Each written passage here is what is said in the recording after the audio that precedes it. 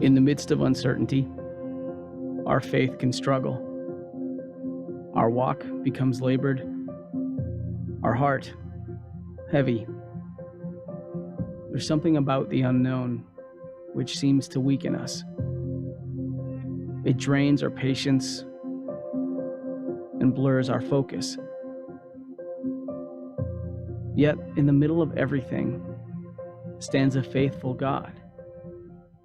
A God who's not swayed by the struggle, who isn't moved by the winds of chaos.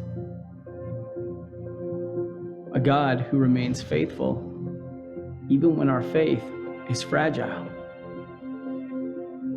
It seems more difficult than ever to not worry about tomorrow.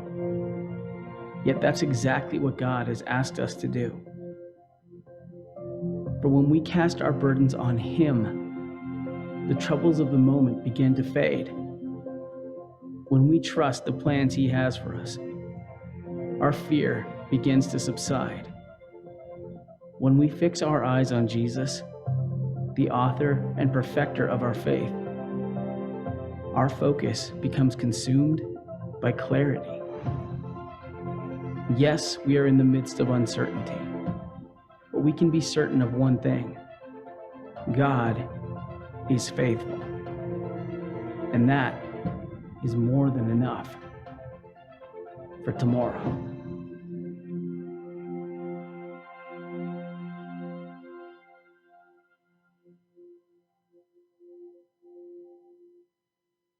Hey, have you ever played the trust game? You know what I'm talking about? When someone stands up and they fall backwards and you catch them. Hey, Daniel, come up here for a second. Come up here just for a second. Come here. I'm not going to try to embarrass you. Here, let's see here. I'll try not to go too far off the camera. Here, we'll just do it right here. Let's see here now. Would you be able to stand and turn around? And now, would you trust me to catch you? That's a good boy right there.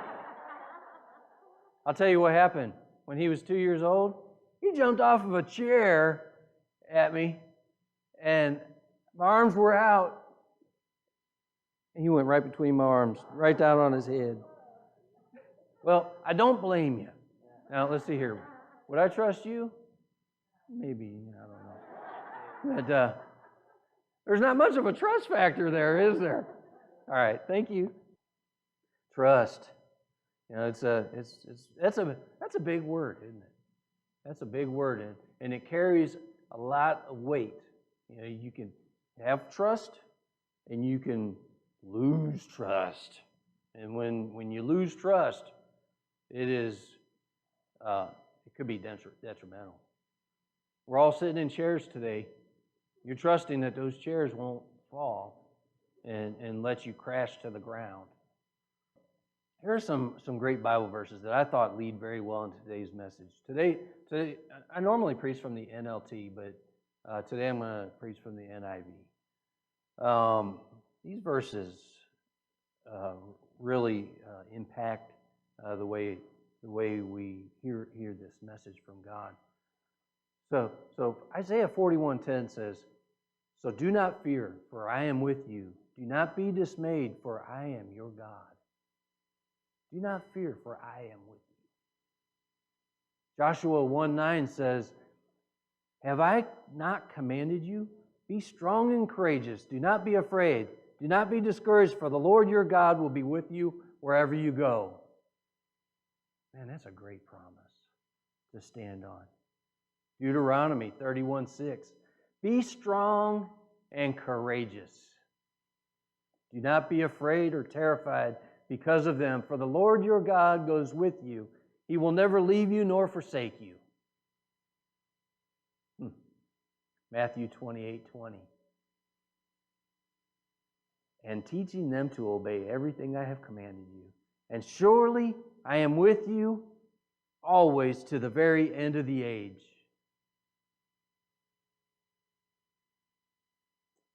And then we've got Hebrews 13:5 and 6. keep your lives free from the love of money and be content with what you have, because God has said, never will I leave you, never will I forsake you. So we say with confidence, the Lord is my helper. I will not be afraid. What can mere mortals do to me? Nothing. The Bible is full of statements like this from God, letting us know that we should not be afraid because He's with us. Because He will never leave us nor forsake us. And I get the feeling that what God is saying here is that you need to trust me. I won't leave you. You just need to trust me. So why is it that we, and yes, I'm speaking to us as Christians, why is it that we become fearful when life takes an unexpected turn for the worse? Why do so many Christians fall to the temptations of the world and then not even turn back to God?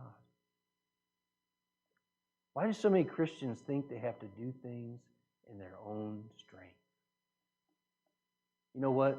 I'll stand here and testify to that. You know, trying to do something in our own strength.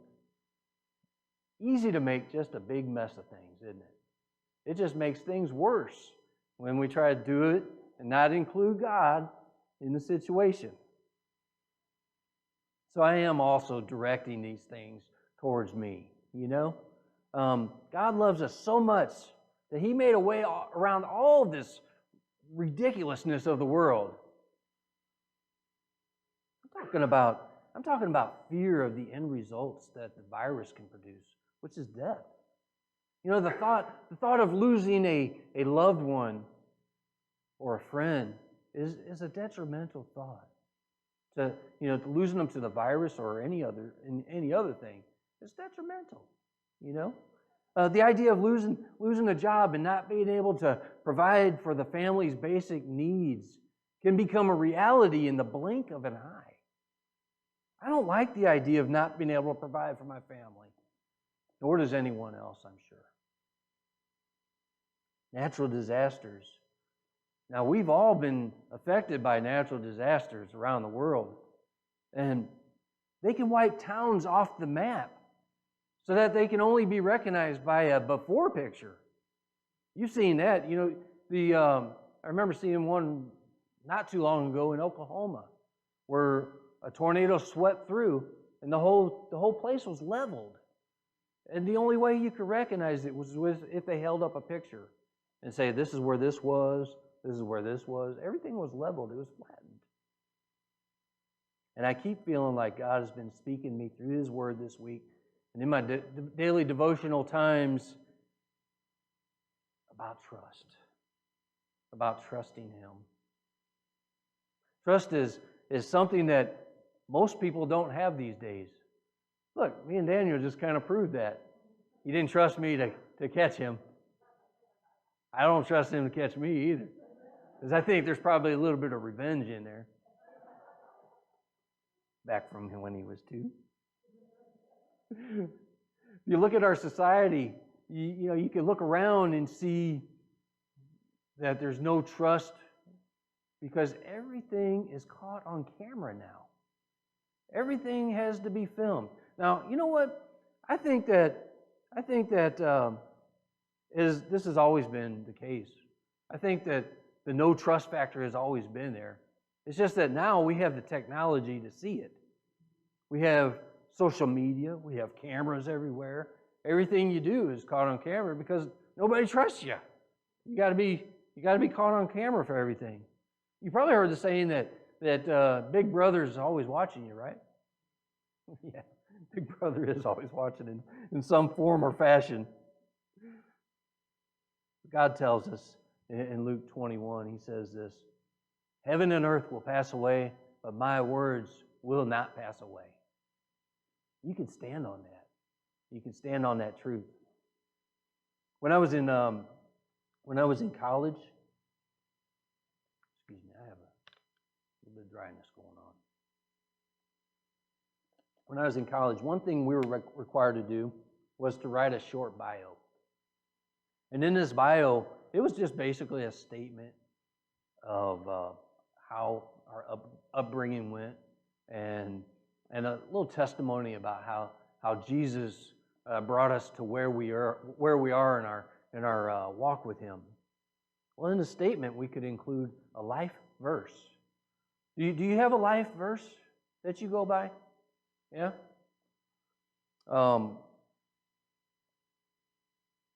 This life verse is one that one of the first verses I remember reading that really struck my heart, and I really felt God speaking to me through it. And it was Proverbs 3, verses 5 and 6. Trust in the Lord with all your heart, and lean not on your own understanding. In all your ways acknowledge Him, and He will make your paths straight. There's just so much to be said in those verses. I can remember sitting alone with God while meditating on these verses, and the very special feeling that came into my very soul while reading it and just meditating on it. I thought, trust in the Lord with all your heart. What does that mean? And then not leaning on your own understanding. Wow, there's a lot of things that we try to do in this day and age that we think we know better. We think we know better than God. No, we don't. And that's proven every time. God teaches us in Hebrews 4:12, for the Word of God is alive and active, sharper than any double-edged sword. It penetrates even to dividing soul and spirit, joints and marrow, and it judges the thoughts and attitudes of the heart. And boy, that really, this verse or verses really struck my heart, and it really judged my attitudes, and it really did all this says that it did. God's words will pierce right into our heart and change our lives. And Proverbs 3, 5, and 6 gave me words to live by and a guide to embracing the truth that God loves us and provides in all our lives. He'll give us a straight path. We just trust Him. So I wanted to give you some guiding principles that I see coming from this. All right? Okay. God's will, not our own. Trust in the Lord with all your heart. It's God's will, not our own. If I could go back and talk to Moses right now, well, that'd be a long time ago, wouldn't it? About the many stories that he lived through, I'm sure I'd be saying to him, wow, you must really have had a great level of trust in God to be able to accomplish those feats that you did. And God reminded me of one such story. It's the story of Israel's deliverance from the captivity in Egypt by the Pharaoh. Imagine the excitement and fear that was in God's people. At the time, they were fleeing as they were being pursued by the Egyptian army. Can you imagine? You got all these people.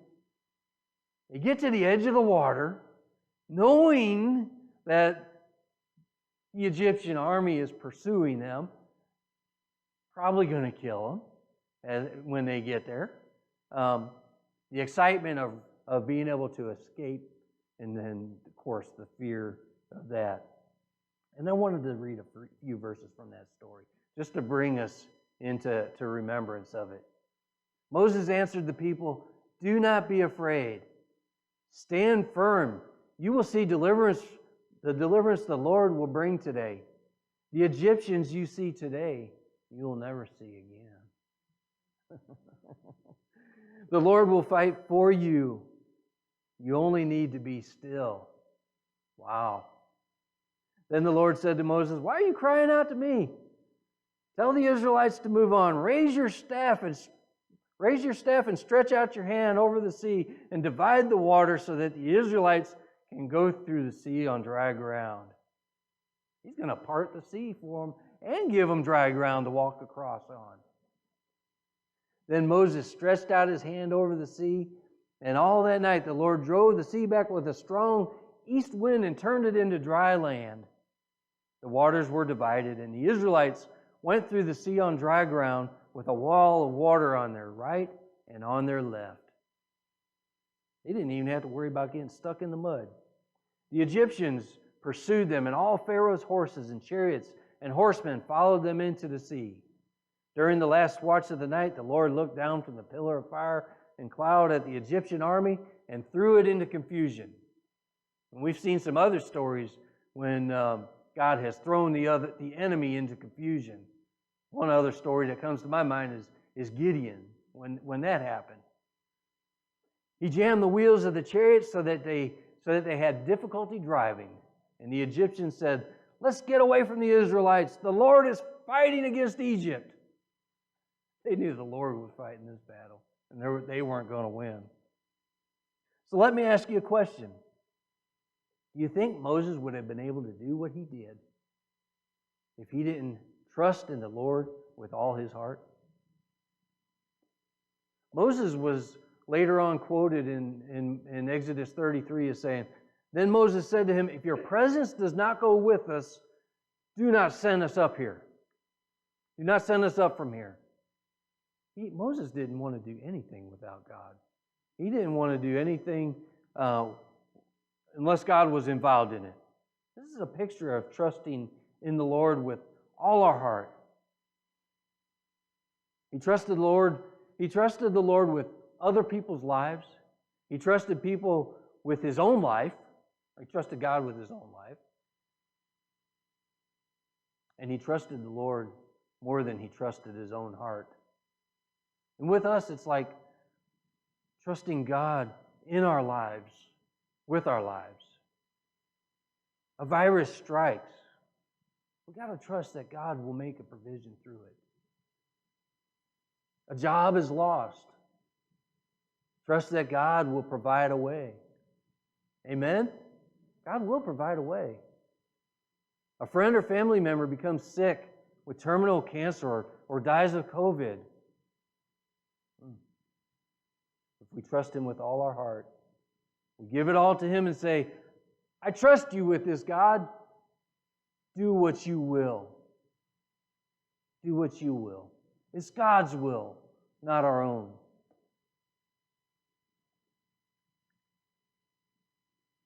God doesn't sit on the sidelines. He doesn't sit on the sidelines and just direct the show. He doesn't sit on the sidelines and say, "Okay, I'm just going to watch you as you go through this one." Another great story God reminded me of came from the book of Daniel, chapter 3. In this story, we witness one of the most mind-boggling events, or at least mind-boggling events that I've ever known. We see how Jesus would rather be in the fight than sitting on the sidelines, watching and directing. I'm talking about the story of Shadrach, Meshach, and Abednego. That story still blows my mind today. I get so excited and encouraged when I read that story.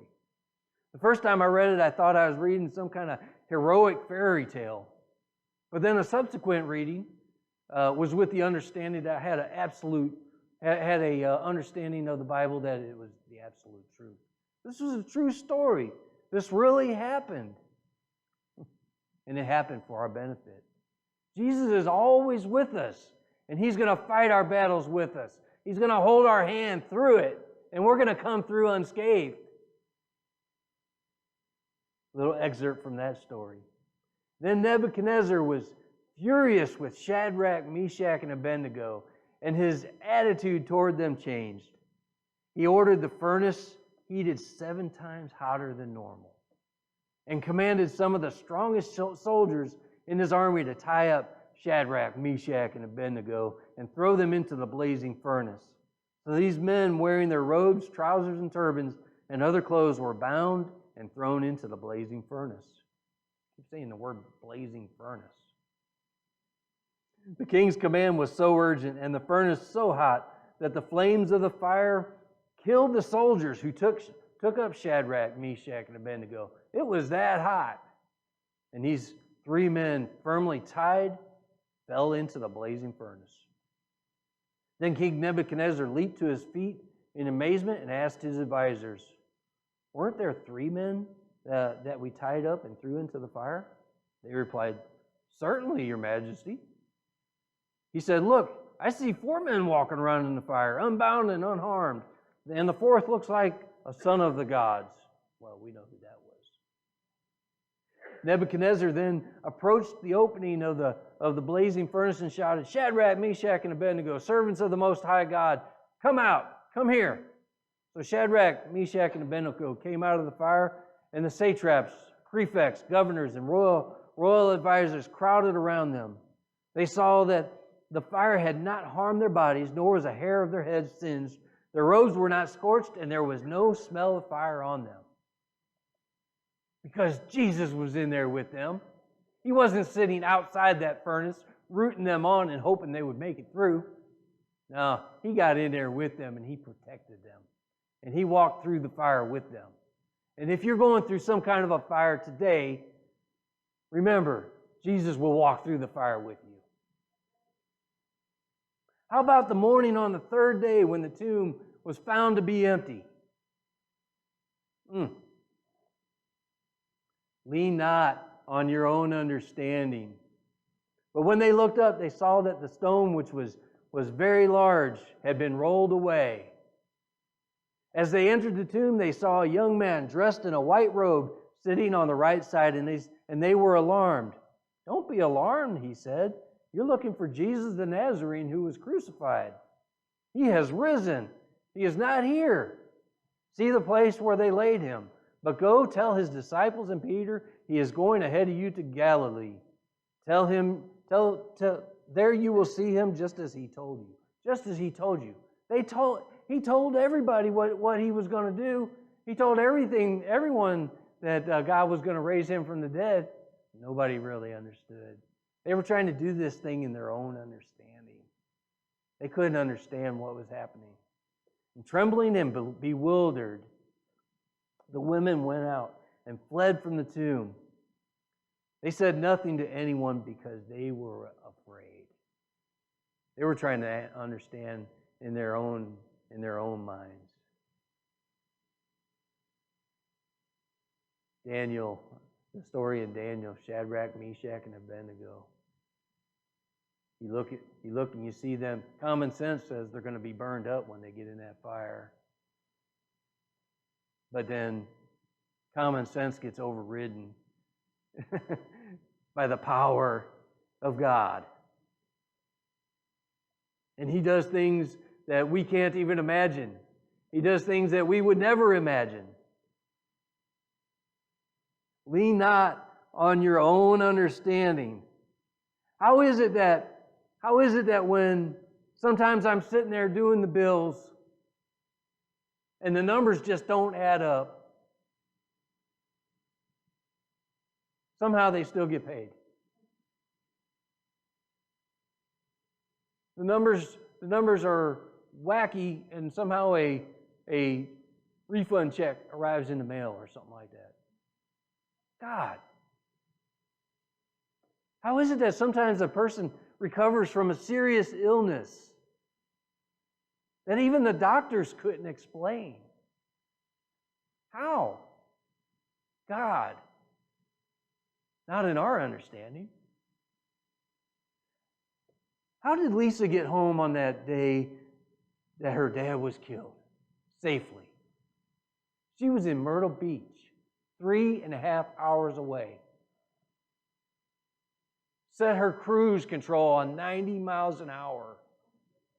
Got home in 1.5 hours while talking on the phone. God surrounded her with His angels and opened a path. That thought still just hits my heart every time. 3.5 hours away, She comes home in an hour and a half. God protected her that day. For my thoughts are not your thoughts, neither are your ways my ways, declares the Lord. Don't even try to think about it. Don't even try to think as high as I can think, because you can't. My thoughts are much higher than yours, declares the Lord.